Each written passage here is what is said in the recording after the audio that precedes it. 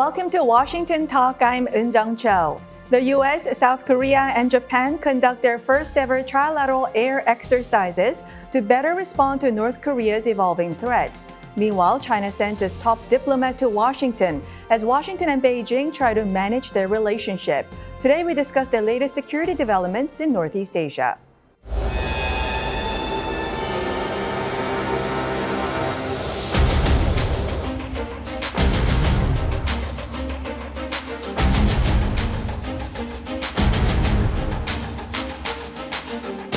피로써 자유민주주의를 굳건히 지켜온 한미 동맹의 압도적 역량을 직접 확인하실 수 있습니다.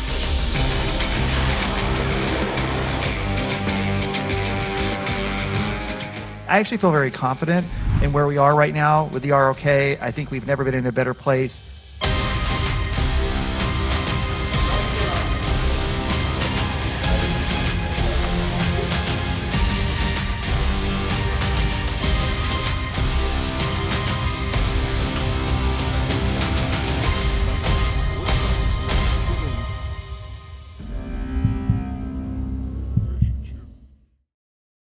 In the studio with me, Mr. Frederick Fleitz, Vice Chair of the Center for American Security at the America First Policy Institute. Mr. Fleitz was the National Security Council Chief of Staff during the Trump administration. Mr. Fleitz was also a CIA intelligence analyst covering WMD proliferation. Also joining us, Ms. Mary Beth Long, a member of the Leadership Council for Women in National Security. Ms. Long served as Assistant Secretary of Defense for International Security Affairs and Chairman of NATO's high-level group on nuclear issues. Ms. Long was an operations officer for the Central Intelligence Agency. Welcome to the program. Good to be here. Thank you. Glad to be here. Now, Mr. Fleitz, Chinese Foreign Minister Wang Yi visited Washington. Presidents Biden and Xi are expected to meet on the sidelines of the APEC summit in November in San Francisco. Would Biden-Xi meeting mark a thaw in the relations or just easing of tensions between the two? These are good developments. There have not been enough high-level meetings between Chinese and American officials during the Biden administration. I think this is maybe a failing of the Biden administration, but it also seems that Chinese officials have been unwilling to meet. This may be the beginning of a thaw, but Chinese policy has become much more belligerent over the last couple of years. And I think there's a lot of groundwork that has to be done to repair the relationship. I think this is the beginning of repairing the relationship. Finally, Biden and Xi is meeting, but I don't think this is going to solve the differences between the two countries. Ms. Long, given the evolving China-U.S. relations and given South Korea's heavy reliance on Chinese economy, do you think it is rational diplomatic approach that South Korea leave room for cooperation with China? South Korea is having a series of high-level meetings with China as well. Absolutely, and I think Mr. Fleitz is right. You should always have your national leaders in contact with your neighbors, and in particular, as you point out, the economic relationships between South Korea and China are tremendously important. You also share an interest on the behavior of Kim Jong-un and North Korea. So for there not to be communications for transparency purposes, for conflict resolution or deconfliction, for making sure that one doesn't escalate aggressively, high-level leadership conversations between South Korea and China, I think, are a very good development. Mr. Fleitz, should South Korea have strategic ambiguity or strategic clarity in its position between U.S. and China?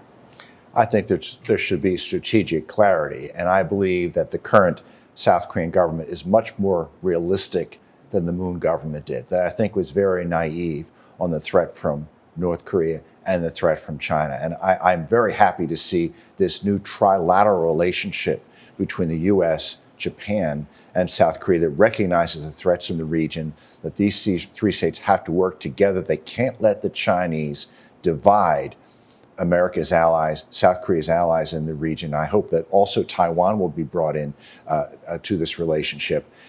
Certainly, South Korea has to do its best to maintain good relations with China, but it has to recognize the growing threat that China poses to the region.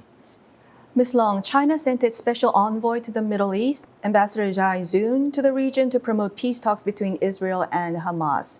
China wants to use this mission to shore up its influence in the Arab world. Will China be successful in being a mediator? Will it be able to increase its influence in the region? I'm not sure that China will ever be successful as a mediator in the region. One cannot, and I agree with Mr. Fleitz, one cannot ignore the fact that China is very close to Iran, and Iran is the primary instigator of violence, death, and destruction in its support to Hamas, but in a plethora of other pro-Iranian organizations.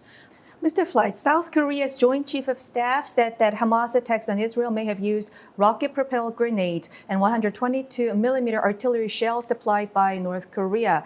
The Israeli military also said that Hamas used weapons that were produced in Iran and North Korea. How much are North Korean weapons used by militants in the Middle East? And you specialized on WMD at the CIA. While you were in the government, did you gather or receive information about North Korean weapons proliferation in the Middle East? North Korea is trying to generate revenue through every possible illegal type of sale. And this includes weapons sales to terrorist groups. It wouldn't surprise me if North Korea has sold weapons to Hamas, certainly has provided a significant amount of weapons to Iran. My guess is that if North Korean produced weapons were found with Hamas, they came through Iran. And we know there have been large weapon shipments to Iran from North Korea. But I don't discount the possibility that North Korea has been directly supporting Hamas. Mr. Fleitz, in 2008, Israel bombed Syria's plutonium reactor, and CIA Director Michael Hayden said that the reactor was similar to the reactor in Yongbyon. Now, many former senior government officials tell me that North Korea may proliferate even nuclear weapons in the Middle East. Do you agree? This was the Al-Kabar 5-megawatt reactor, similar to the reactor that North Korea has, that it uses to produce plutonium. And there were no power lines near this reactor in Syria. It was obviously created to produce fuel for nuclear weapons. That said, I haven't seen any information that North Korea would be selling nuclear weapons or nuclear material to other nations. It hasn't crossed that line yet. I would assume that Russia and China are not in favor of North Korea doing that. So let's just hope that's the way things remain. But given the track record, given where things are going, do you think Iran may be the prime customer for future purchase of North Korean nuclear weapons? Nuclear weapons are extremely difficult and expensive to make, and whether North Korea would part with some of them to give them to Iran, so far it looks like something that it's not prepared to do. Iran has its own program to make nuclear weapons that I think is far more advanced than people recognize. It is enriching uranium at 60% uranium-235, which would allow it to make an operational weapon in maybe 18 months, maybe 3 to 5 weapons within 2 to 3 years. Iran is well on its way to making nuclear weapons if it wants them. And I think that would make North Korea think twice on providing its weapons to Iran. Ms. Long, will China pursue unlimited partnership with Russia and North Korea? We see China's balancing act in its support to Russian invasion of Ukraine. And won't China think of reputational costs in aligning closer with Russia and North Korea, which are pariahs at this point? I think there are places where Russia and China have a confluence of interests, but by and large, most of their interests are not aligned. I think right now, in particular, China is using Russia and its strengthening of relationship with Russia to poke the United States in the eye a bit and to get the United States to be more favorable towards China. And arguably that's working with the détente that may be occurring in the next couple of weeks when Xi comes. I think there's reputational costs, and I think there are real costs. Russia and Putin are truly a world pariah, as is Iran. There are economic costs, there are political costs to the lack of confidence and decision-making with China. I mean, at the end of the day, China's own self-interests will conflict with Putin in many respects, and that is where Xi places his emphasis. So it'll be a tit and a tat and a balancing for China with Russia. Mm-hmm. Now I want to turn to the security and military posture in Northeast Asia. Now, Ms. Long, the U.S., South Korea, and Japan held the first trilateral air exercises with nuclear-capable B-52 bombers from the United States. Also for the first time that B-52 landed on an air base in South Korea. Isn't this just optics, though? I mean, how does B-52 flying to South Korea, doing air drills together, how does that effectively strengthen deterrence against North Korea? It strengthens it in many ways. First of all, it demonstrates the will that the U.S., for the first time really since the 1950s, sent a nuclear-capable stratofortress. And this is in congruence and on the heels of us having sent our first nuclear-capable aircraft carrier, the submarine, the first trilateral exercise, and then the B-52, as well as actual drills. Secondly, it demonstrates the fact that we have the ability to put the placements together. And then thirdly, the training and the experience that are being gained. So it's part of the coercive aspects of deterrence in that it's showing the will, the capability, and the process that we actually can deliver the aspects of the nuclear umbrella or the protections that we have agreed to and remain steadfastly with South Korea.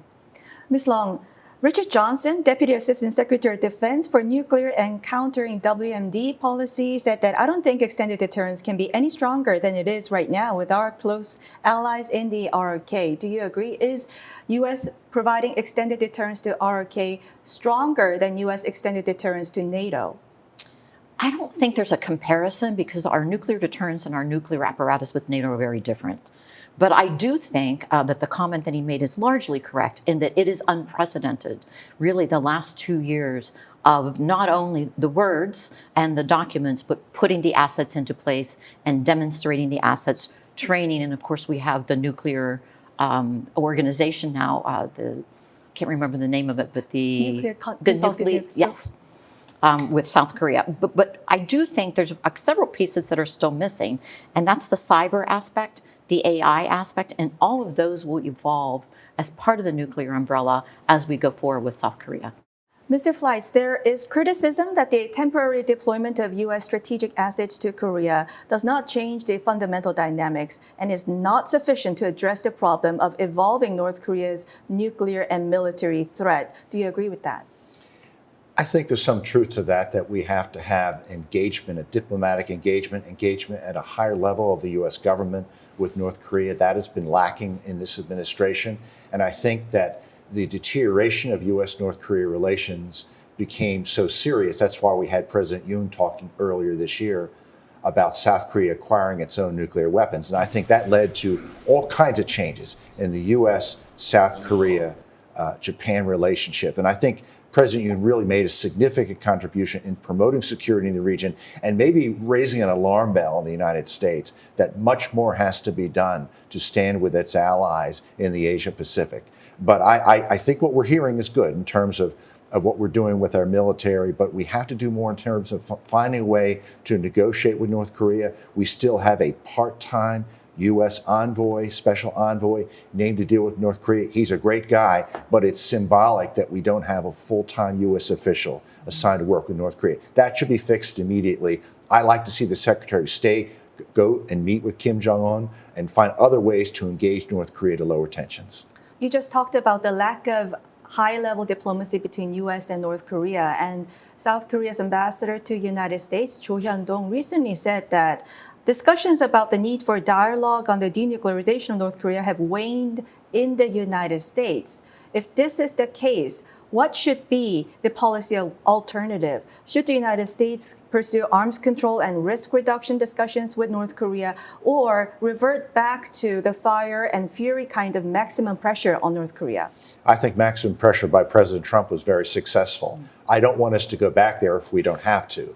We have to have high-level diplomacy, and I hope that the Biden administration is moving in that direction. What worries me is that the Biden administration is incredibly distracted by the situation in the Middle East and the Ukraine war, and I'm a little concerned that it will not put enough attention on this crisis with North Korea. So I think our friends in South Korea and Japan, they had to remind the Biden administration not to forget this crisis and to put high-level attention on it.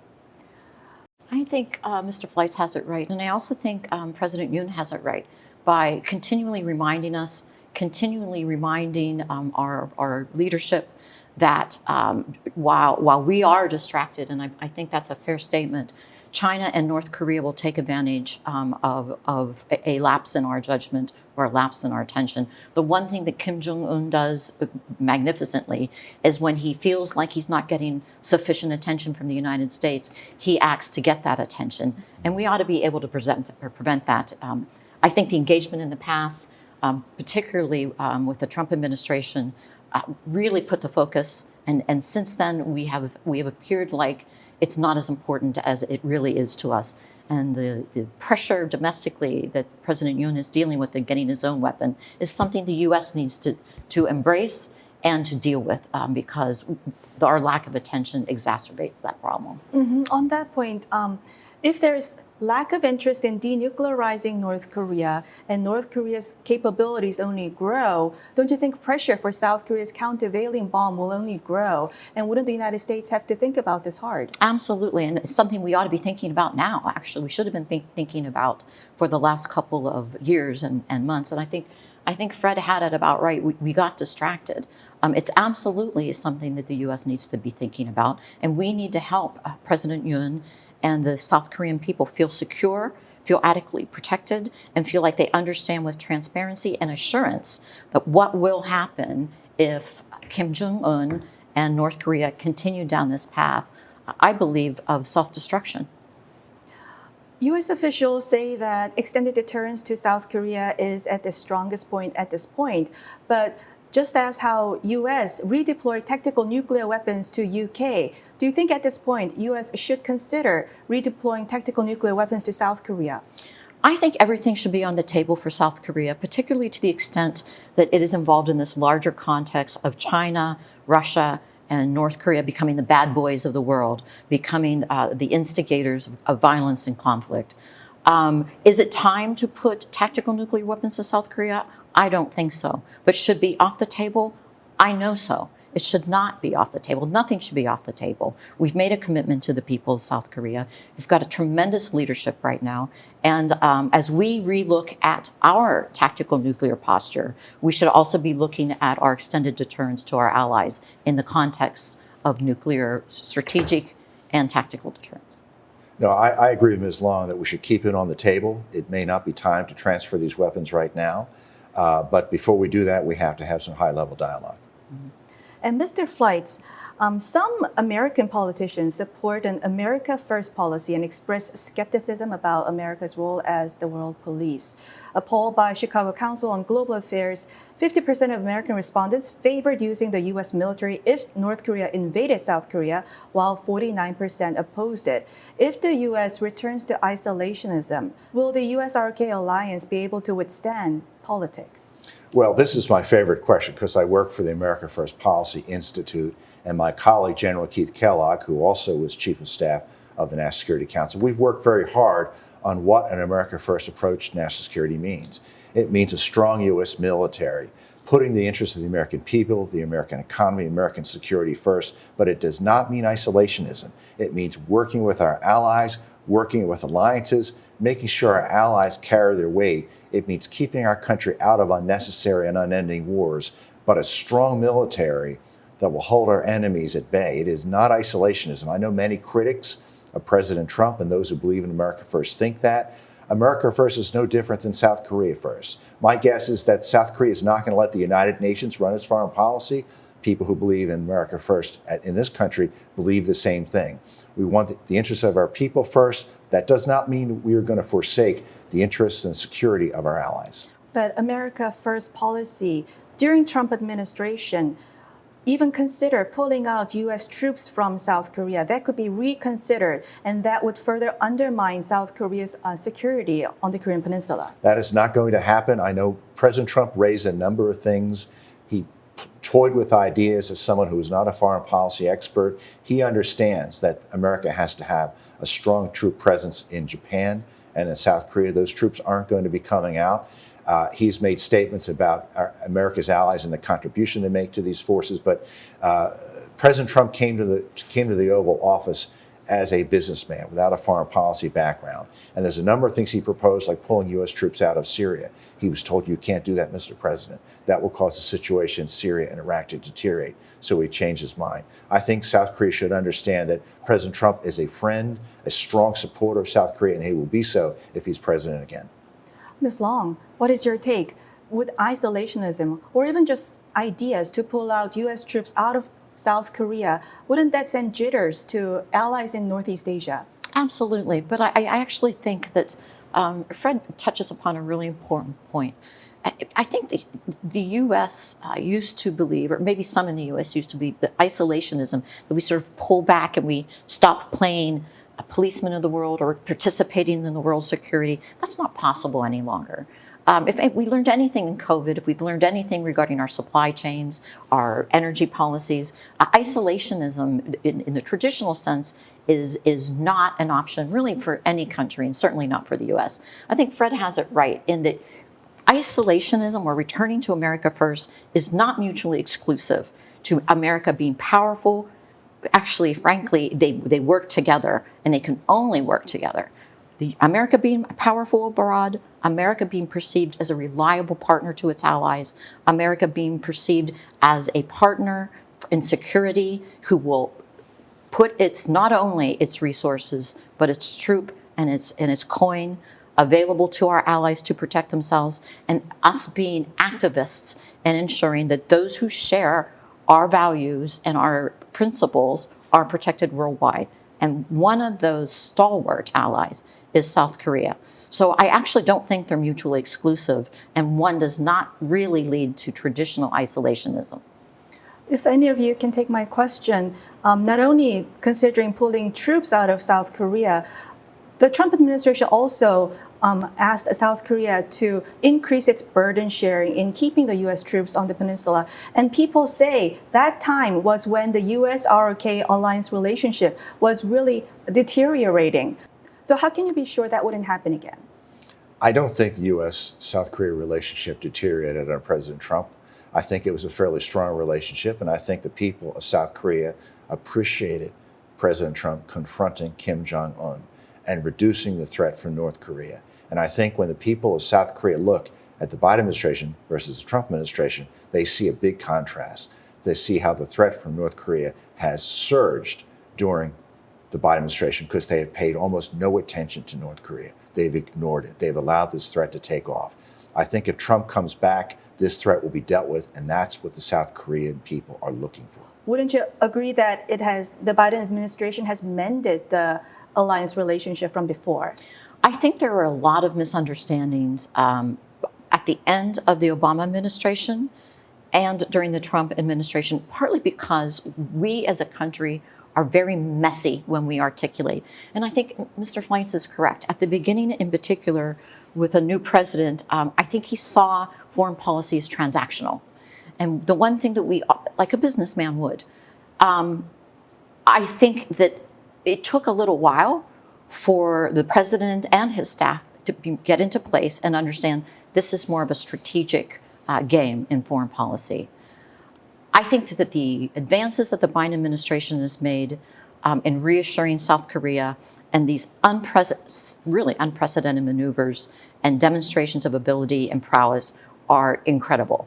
And I would arguably agree with you that never before should South Korea have they seen such activities since the war in the 50s on the part of the United States. I have absolute confidence, whether Republican or Democrat, personalities aside, that any president is going to change that.